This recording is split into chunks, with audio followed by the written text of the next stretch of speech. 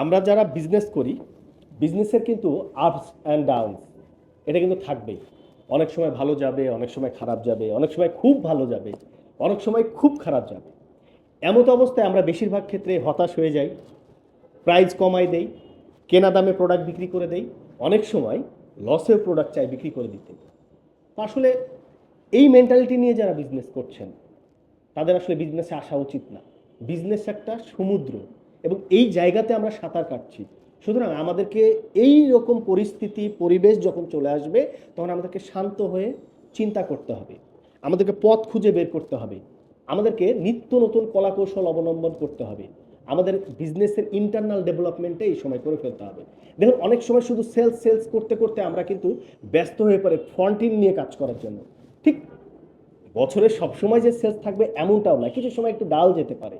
আপনাকে সৃষ্টিকর্তার উপর বিশ্বাস রাখতে হবে, ধৈর্য ধরা শিখতে হবে এবং ঠিক এই সময়টায় আপনাকে ব্যাকএন্ডের ডেভেলপমেন্টের গুলো কাজ চালিয়ে যেতে হবে যেন বিজনেসটা সামনে সঠিকভাবে গ্রোথ করে।